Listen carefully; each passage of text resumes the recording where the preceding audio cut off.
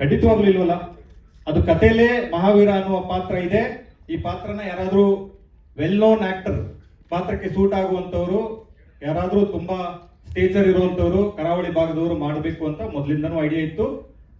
ಅವಾಗ್ಲೂ ಇತ್ತು, ಇವಾಗ್ಲೂ ಇದೆ.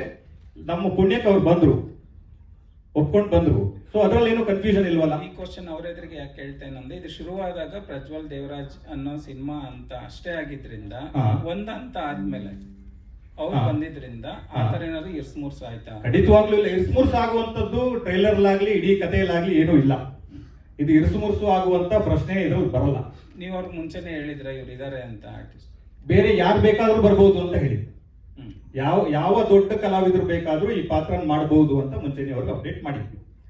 ಸರ್, ಈಗ ಡಬ್ಬಿಂಗ್ ವಿಚಾರವಾಗಿ ಗುರು ಸರ್, ಡಬ್ಬಿಂಗ್ ವಿಚಾರವಾಗಿ ಪ್ರಜ್ವಲ್ ಅವ್ರಿಗೆ ಈ ಸಿನಿಮಾ ಶುರುವಾದಾಗ ಏನಾದ್ರು ಮಾತುಕತೆ ಆಗಿತ್ತಾ, ಅಥವಾ ಈಗ ರಾಜ್ಬಿ ಶೆಟ್ಟಿ ಎಂಟರ್ ಆದ್ಮೇಲೆ ಈ ರೀತಿ ಸಮಸ್ಯೆ ಏನಾದ್ರು ಉದ್ಭವ ಆಯ್ತಾ? ಇಲ್ಲ, ಖಂಡಿತವಾಗ್ಲೂ ಸರ್ ನಿಮ್ಮ ಬಗ್ಗೆ ವಿವಾದ ಇಲ್ಲ, ಖಂಡಿತ ನಿಮ್ ಬಗ್ಗೆ ನಮ್ಗೆ ಗೊತ್ತಿದೆ.